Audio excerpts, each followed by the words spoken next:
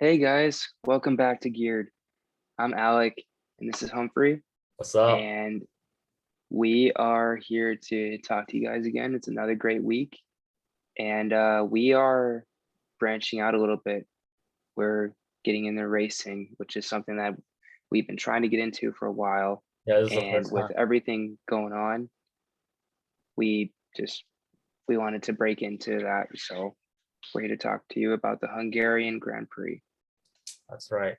And then, so like we always do, we're gonna kick off the night of something that's our heart and to share with you guys about our journey, walking with Christ. So tonight, I want to briefly talk about the importance of sharing the gospel with people as a Christian, because as we're all familiar, Matthew 28, it says the Great Commission that God gave us. That's literally the last thing that God has said to us, is that we can go out to make disciples of all nations, to baptize them, to expand his kingdom. So this week I want to challenge you guys. There's one phrase we use, it's called natural pathway. So it's something that you think about every day, literally your pathway. If you go to gym, the people who are in the gym might not heard about Christ. That is the people on your natural pathway, your coworker, the same Starbucks you go to. Those are all the natural pathway. So I'll challenge you guys to be intentional and try to stir out some spiritual conversation in your natural pathway. Um, Definitely pray about it, like God open doors for you. So go out. Yeah, and to build on that, that is something that you are able to do throughout your entire life. Yes, sir. You always have new natural pathways, and that's something that's huge. So thank you for sharing that. No, we just lost Alec. Oh, he's back. Yeah, my phone is kind of throwing a fit, but uh, that's an awesome thought. Again, thank you, Humphrey. Um, I had something kind of on my mind. Um, and it's just a verse, but the thought behind it is what's really important. And the verse is Romans 3:23-24. It says, "For all have sinned and fall short of the glory of God, and all are justified freely by his grace through the redemption that came by Christ Jesus." Again, that's the gospel. Yeah. And that essentially is saying that we all fall short. And that is something that you know, it's true, we all sinned, but while we all fall short of the glory of God by ourselves, we don't fall short of that with Christ. Yeah. And through him, we are redeemed and we are new again.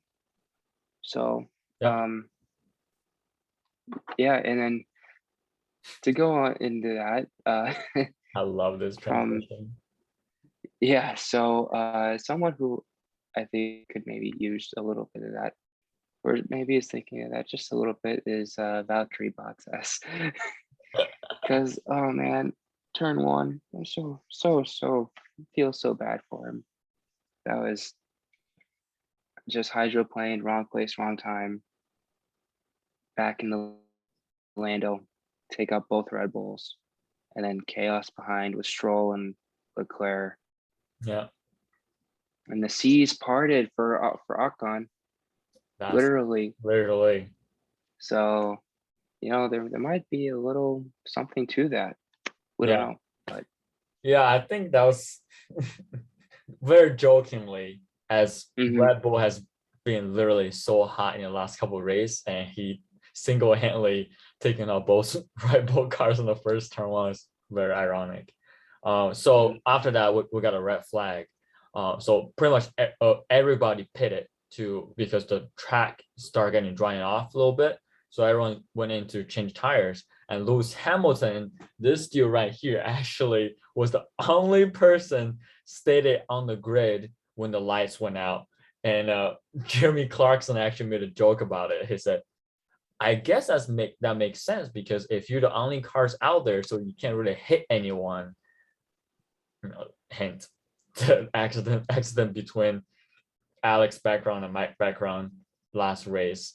So You yeah. can clearly tell who we're rooting for in the championship battle by our backgrounds.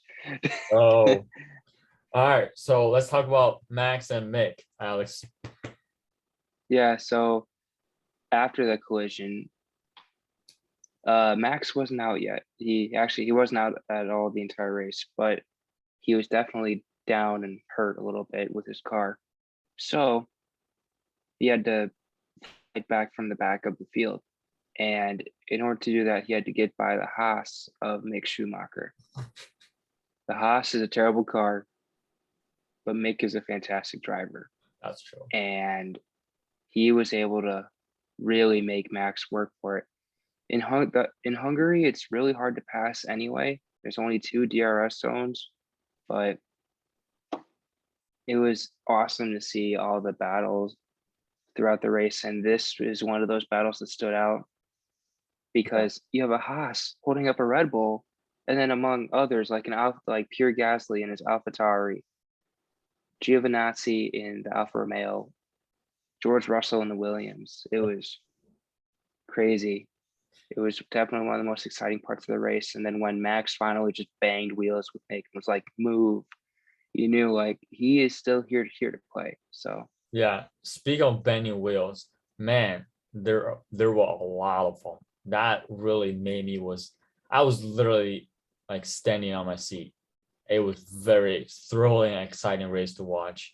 So the battle between Alonso and Lewis Hamilton, just keep in mind, Lewis Hamilton went in to get his tire changed another time after the red flag, and he was in a bottom grid, bottom standing, and he really fought his way up until he meet Alonso, one of the veteran drivers on the grid right now.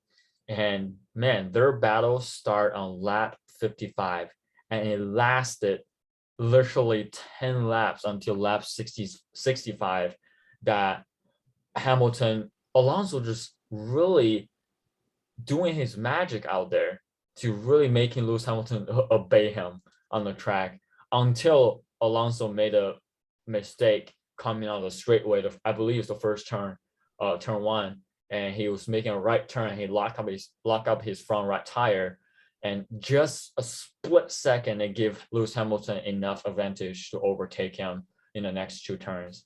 And that's the battle between Alonso and Lewis Hamilton. Bending wheels multiple times, crazy. There could easily be an accident between them two, but they're drivers. That's what they do. they're both world champions too. That's true. So next Yeah, we have Ocon and Sebastian Vettel. Tell us about it. yeah. So there's another great battle. When chaos kind of ensued, it was Lewis, Ocon, and Vettel, the top 3. And then when Lewis got kind of left hung out to dry, see what I did there on the tires, he fell back, and then the rest of the race, essentially up until the very end, it was just Seb versus Ocon. Yeah. And Esteban Ocon did a fantastic job holding off Sebastian Vettel, because the way Vettel was driving, going offline, trying to get every little bit of downforce as possible, looking for every single advantage that he could. I was impressed because I don't really know a lot about Esteban Ocon. He's not one of those guys who, you know, you hear about a lot in Formula One. Despite So I was very impressed. Despite his multi-year contract he just signed. So it looks like that's going to be worth it for him. Yeah, we'll see. Mm-hmm. So yeah, so Ocon ended up winning the race, and actually, Alec, tell us about it, because it is a historical moment for Ocon. Yeah. So considering that he was out of Formula One fairly recently, and got his chance with Renault. Yep. and now has won for them under the Alpine name. It's huge. It's the first time a French driver has won in a French car with a French power unit in a long time. Yeah. I don't have the number of years off the top of my head, but it was 24 years since a French driver had won before Pierre Gasly won the Italian Grand Prix last year. Yeah. So it's safe to say it's at least 25 years since that has happened. Yeah. That is wild. And And then that was also his first podium, not podium, first win, first yes, Grand Prix win. yeah, It's very yeah. good. And then another parallel, Alonso got his first win with Renault at Hungary in 2003. Yeah. There you go. So it's really cool to see the parallels. Yeah. So what happened? What happened to Sebastian Vettel? Because he got disqualified at the very end. Yeah. Yeah. So it's a very personally, I think it's a very unfortunate rule. Yeah. But the way Formula One cars are set up now, they have a set amount of fuel throughout the race that you don't see them refuel. And the FIA has a rule where they need at least 1 liter of fuel in the car after the race in order to take samples of it and make sure that all the rules were followed. Yeah. So Sebastian Vettel's car was 0.3 liters Off. less. Yeah. So he had 0.7 liters, and technically that could be seen as a weight advantage and a competitive advantage. Especially Not to mention it broke his rule. Yeah, or the FIA's rule. Last couple laps, that's for sure. So yeah, to wrap it up tonight, I got the standing after this the standing result after the race. So right now the driver standing, Lewis Hamilton is leading the charge. He was 195 points, and Max Verstappen is right behind it at 187, which is, let me do my math real quick. That is 8 points ahead. So, and then right after this, our boy Lando Norris, he is the star of this year. Man, this guy, I'm very excited to see what he's going to continue to do for the rest of the year. So that's our top 3. And then top 3 for our constructor standing, it is our Mercedes. Let's go. With 303 points, and Red Bull is 291, and that is 12 points advantage of Mercedes. And at our 3rd place and 4th place tied together is Ferrari and McLaren at 163 points. Another exciting years to fight in the 3rd place. And also midfield looks great this year. So the battle between Ferrari and McLaren is very exciting. So yeah, because this race is so awesome, that's why we decided to do it and to share this with you guys. So I'm glad you guys tuning in to learn a little bit about Formula One. And a show that I highly recommend to watch is Drive to Survive on Netflix. Awesome show. Like, even if you're not a car enthusiast, it will make you fall in love with Formula One. So yeah, guys, thanks for tuning in, and we'll catch you the next one. Yep. One more thing. If you guys want us to do more content like this in the future, let us know. I'm sure that we'd love to do racing like once a week or something like that. And, we're hoping to branch out a little bit too and continue to grow. So yeah, absolutely. But yeah, so all right. Remember to hit that bell, subscribe, all the generic YouTube stuff.